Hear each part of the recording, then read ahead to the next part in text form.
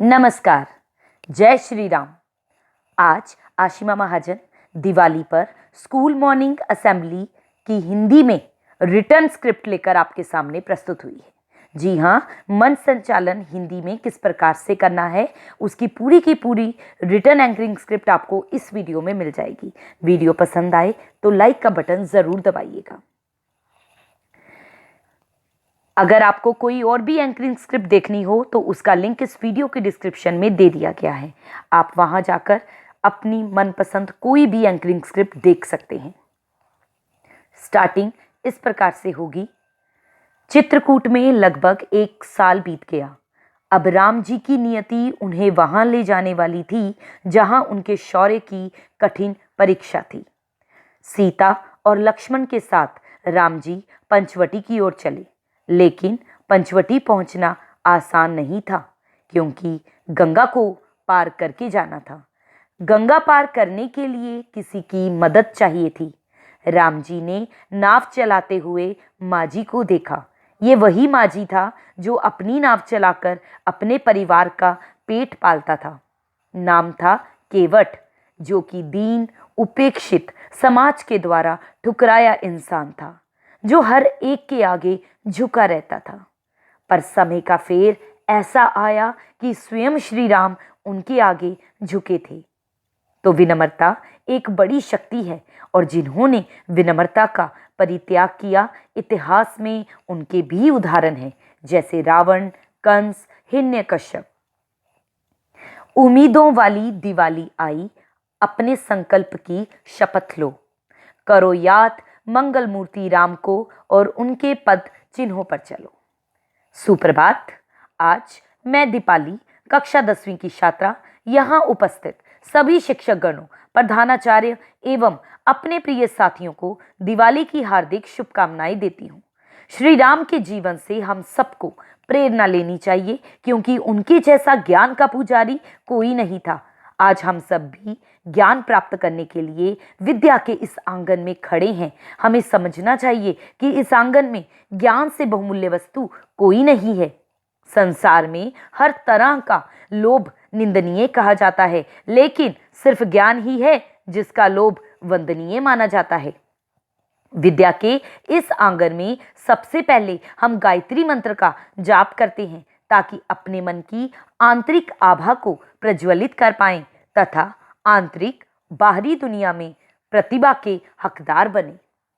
तो आप बच्चों से गायत्री मंत्र का उच्चारण करवा सकते हैं। गायत्री मंत्र के उच्चारण के बाद गायत्री मंत्र के उच्चारण से मन तरोताजा हो गया है। हमारी प्रार्थना जो कि सबकी भलाई के लिए होनी चाहिए, क्योंकि श्री राम भी जानते थे कि ज्ञान का एक दिया बुझने से पहले दूसरा दिया जल जाना चाहिए। उन्होंने लक्ष्मण से कहा कि अनुज, इस सृष्टि का महानतम ज्ञानी अंतिम सांस लेने वाला है। जाओ, उससे अनुरोध करो कि संसार से जाते जाते तुम्हारी झोली में कुछ ज्ञान रत्न डाल दे। लक्ष्मण को ये बात अच्छी नहीं लगी। उन्होंने बोला, भैया, ये पापी अधर्मी मेरा गुरु कैसे हो सकता है? तब श्री राम ने मुस्कुराकर कहा, तुम अपने अंदर शिष्य जागृत करो, फिर तुम्हें कण कण में गुरु के दर्शन होंगे। तो गुरु के दर्शन करके हम कमजोरियों पर विजय पा सकते हैं। तो आइए, हमारे सामने खड़े गुरुओं और ईश्वर की कृपा से हम वंचित ना रह जाएं, तो दोनों से प्रार्थना करते हैं कि वे हमेशा हमारी सहायता करके मार्गदर्शन करते रहें। प्रार्थना के लिए सब बच्चे हाथ जोड़ें और आंखें बंद कर लें। तो आपके स्कूल में जो भी प्रेयर होती है, आप उस प्रेयर को करवा सकते हैं। प्रेयर करवाने के बाद हमें अपने जीवन में मां कैकेयी का उपकार मानना चाहिए। क्यों? क्योंकि अगर कैकेयी ना होती तो राम जी को वनवास नहीं मिलता, और अगर राम जी को वनवास नहीं मिलता तो राम जी मर्यादा पुरुषोत्तम ना बन पाते।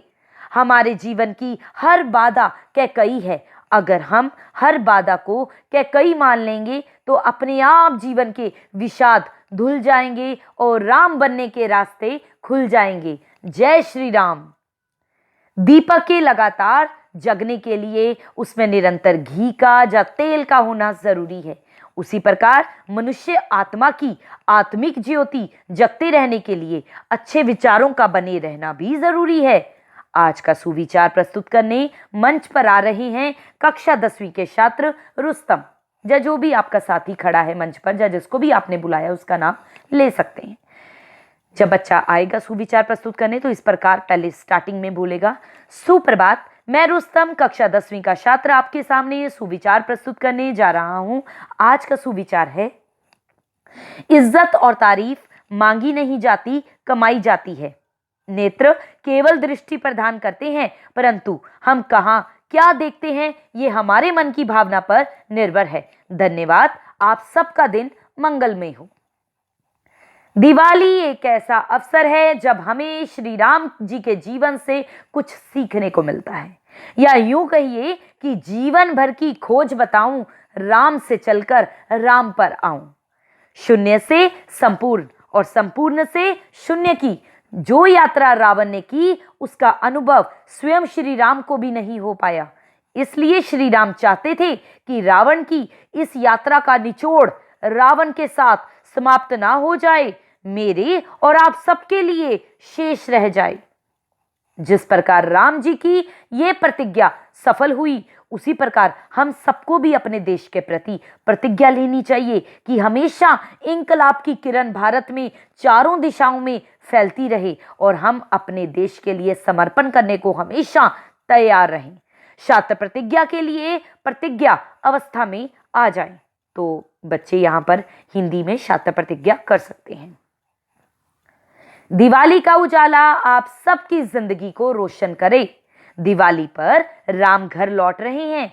अयोध्या की प्रजा खुशी के मारे बावली है। बधाई हो, कुछ ही दिनों में दीपावली है।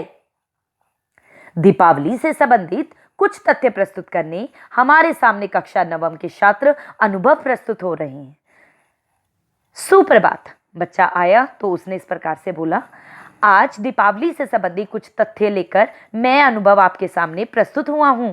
पहला तथ्य, कृष्ण ने अत्याचारी नरकासुर का वध दीपावली के एक दिन पहले चतुर्दशी को किया था।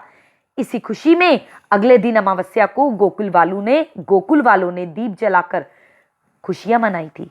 दूसरा तथ्य, अमृतसर के स्वर्ण मंदिर का निर्माण भी दीपावली के दिन शुरू हुआ था। तीसरा तथ्य, भगवान महावीर ने दीपावली के दिन ही बिहार के पावापुरी में अपना शरीर त्याग दिया था। चौथा तथ्य, पंजाब में जन्मे स्वामी राम तीर्थ का जन्म दीपावली के दिन हुआ था। इसके अलावा और भी तथ्य ऐड ऑन करना चाहें तो आप कर सकते हैं। या दीपावली से संबंधित अगर आप क्विज रखना चाहें अपने स्कूल में तो वो भी रख सकते हैं। जिसके पास तीनों लोकों की संपदा थी वह हार गया। जो भालू और वानरों की सेना लेकर लड़ा वह जीत गया, क्योंकि एक अहंकार के साथ लड़ा, दूसरा सत्य के साथ लड़ा। शांति वह अमूल्य धन है जो भिक्षा पात्र में नहीं समा सकता। शांति कभी दान में नहीं मिल सकती, शांति को कमाना पड़ता है। श्री राम से बड़ा कोई शांति प्रिय आज तक नहीं हुआ। हमें देश में भी शांति बनाए रखनी चाहिए। देश में कहां क्या घटित हो रहा है इसकी जानकारी देने आज कक्षा 10वीं की छात्रा मानवी हमारे सामने प्रस्तुत हो रही है। तो आप राष्ट्रीय समाचार बच्ची से बुलवा सकते हैं, अंतर्राष्ट्रीय समाचार बुलवा सकते हैं, मनोरंजन समाचार, खेल समाचार, या फिर इसके अलावा अपने स्कूल से संबंधित या लोकल समाचार भी दे सकते हैं। समाचार देने के बाद नियति ने राम का वेश लेकर दशानन के 10 शीश काट दिए। लंका जाने के लिए राम समुद्र से 3 दिन तक रास्ता मांगते रहे, पर समुद्र उनकी प्रार्थना को अनसुना करता रहा। सहनशीलता सीखनी हो तो श्री राम से सीखनी चाहिए, पर रावण ने भी हमें बहुत कुछ सिखाया है। जैसे कभी किसी को कमजोर नहीं समझना चाहिए और हमेशा अपने राज को राज बनाए रखना चाहिए। आपने सुना होगा, घर का बेदी लंका ढाए, तो वो इसी के लिए था, क्योंकि रावण ने विभीषण को, अपने भाई को, अपनी राज बता दिया था, और वो राज विभीषण ने श्री राम को बता दिया था, जो रावण की मृत्यु का कारण बना था।